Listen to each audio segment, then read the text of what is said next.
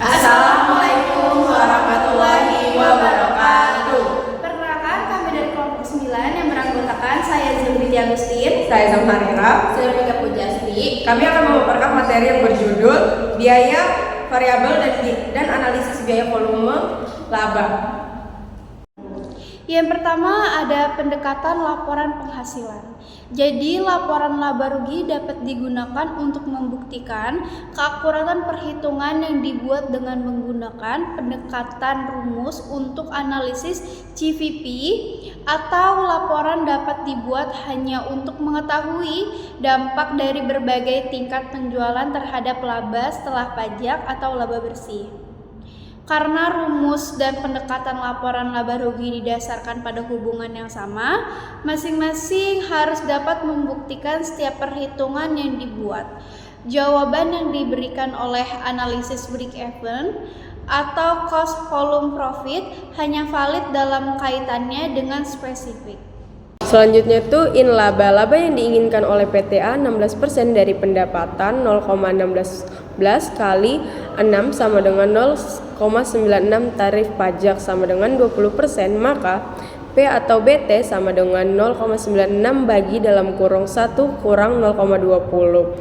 Selanjutnya itu BT atau 0,96 dibagi 0,80 sama dengan 1,20. CM dikurang BUBT sama dengan CF, yaitu 2,04 dikurang 1,20 sama dengan 18.360. 0,84 sama dengan 18.360 dibagi 0,4 sama dengan 21.858 Volves yang dibulatkan menjadi. Terus itu keuntungan yang diinginkan sebelumnya pajak adalah 17% dari pendapatan 0,6% sama dengan 16,30.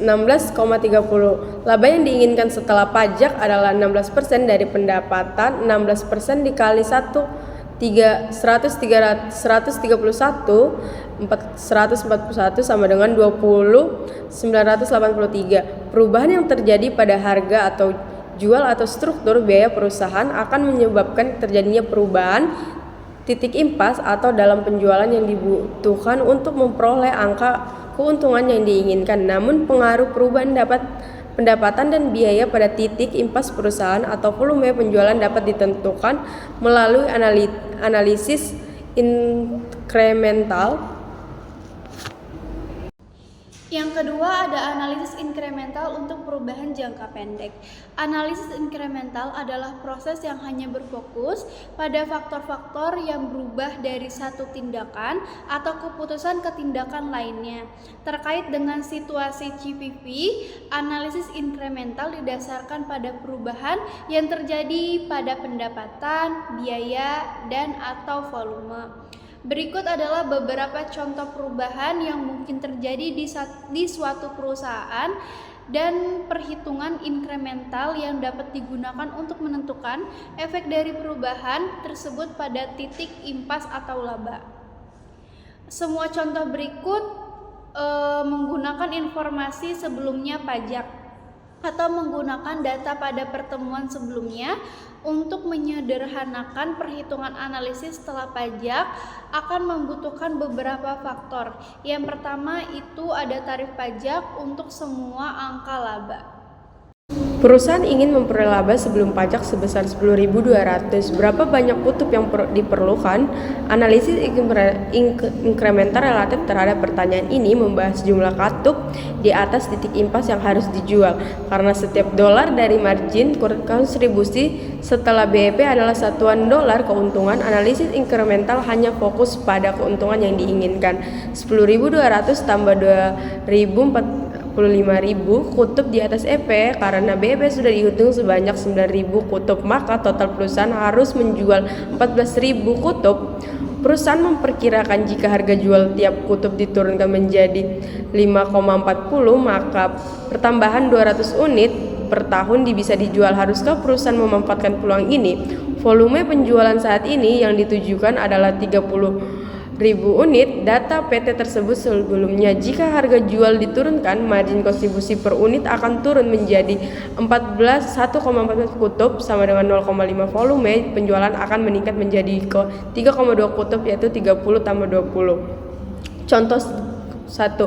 Karena perusahaan akan memiliki laba sebelum pajak yang lebih rendah dari yang dihasilkan saat ini, perusahaan tidak boleh menurunkan harga jual berdasarkan perhitungan ini. Corporate Finance harus menyelidiki kemungkinan bahwa penurunan harga dalam jangka panjang meningkat permintaan lebih dari 200 unit tambahan per tahun, dan dengan demikian membuat harga turun lebih menguntungkan. Selanjutnya adalah analisis CVP di lingkungan multiproduk. Untuk melakukan analisis CVP di perusahaan multiproduk, seseorang harus mengasumsikan bauran penjualan pada produk konstan atau rasio margin kontribusi rata-rata. Asumsi campuran konstan dapat disebut sebagai asumsi kantong atau keranjang. Analoginya adalah bauran penjualan mewakili sekantong produk yang dijual bersama. Misalnya, setiap kali produk A dijual, sejumlah produk B dan C juga dijual.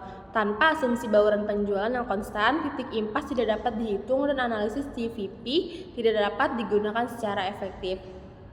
Selanjutnya adalah contoh Comfort Valve Company. Terus berlanjut, yang pertama itu ada perusahaan memutuskan untuk memproduksi regulator dengan rasio penjualan yang diharapkan 3 kantong produk untuk setiap regulator.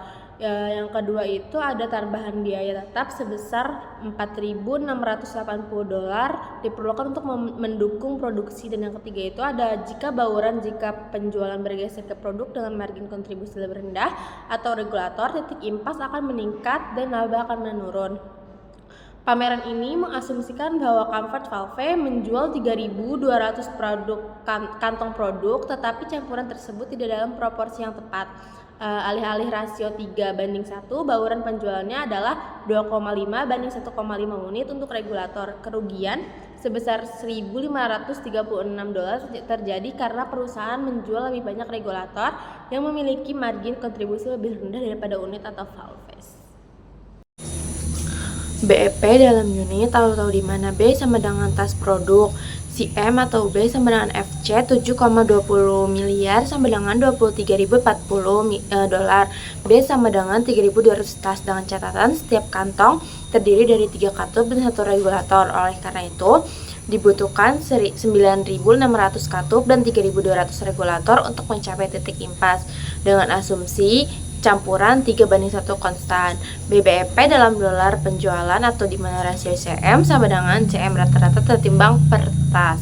B sama dengan FC dibagi rasio CM sama dengan 23.040 dibagi 0,36 sama dengan 64.000, dengan catatan uang penjualan impas juga mewakili campuran penjualan konstan yang diasumsikan $18 dari penjualan katup hingga $20 dari penjualan regulator untuk mewakili rasio 90% hingga 10%. Jadi perusahaan harus memiliki $57.600, yaitu dari 64.000 dikali 90% dalam penjualan katup dan $6.400 dalam penjualan regulator untuk mencapai titik impas.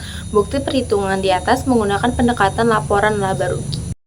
Margin of safety merupakan suatu kelebihan dari penjualan yang dianggarkan atau aktual perusahaan melebihi titik impasnya.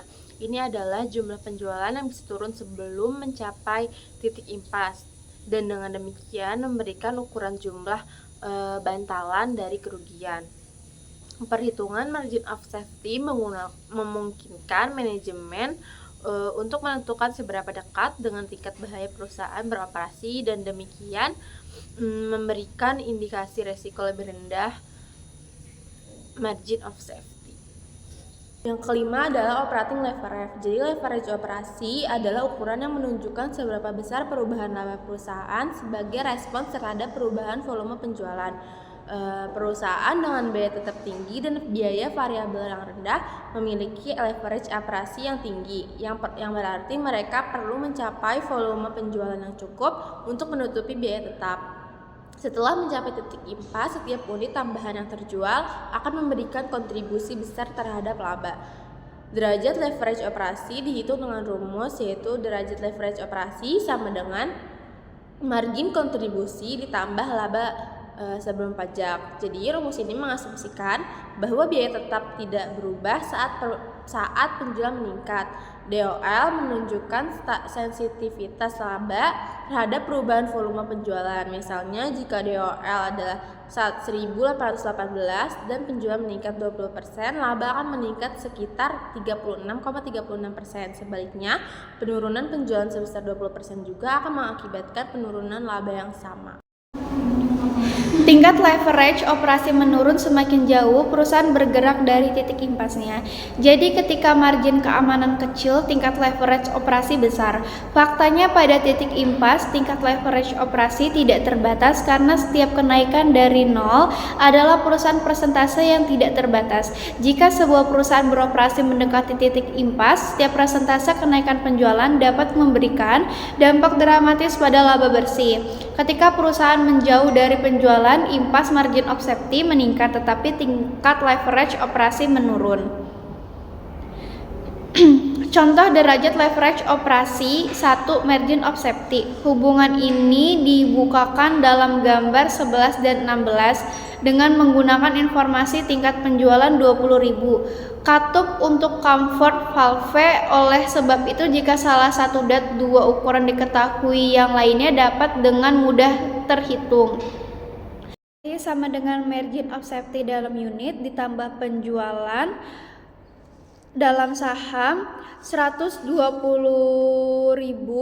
ditambah 90.000 dikurang 20.000 dikurang 0,5 atau 55%. Dalam derajat leverage operasi sama dengan margin kontribusi ditambah laba sebelum pajak sama dengan 40.300 ditambah 440 sama dengan 1818. Margin of safety sama dengan dalam kurung 1 plus DOL dikurang 1 tambah 1818 sama dengan 0,5 atau 55%. Degree of operating leverage sama dengan dalam kurung 1 tambah M3% tutup kurung sama dengan 1 tambah 0,5 sama dengan 1818. Selanjutnya, nomor 6, asumsi-asumsi dasar analisis CVP. Analisis CVP adalah model jangka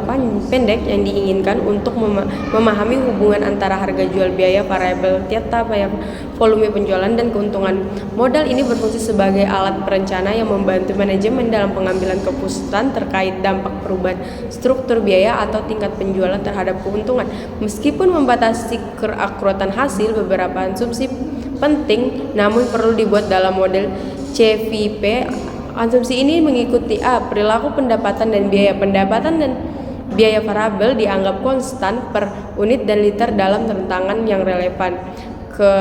Yang B. Margin kontribusi. Margin kontribusi adalah total pendapatan dikurangi biaya variabel bersifat linear dan meningkatkan seiring dengan output.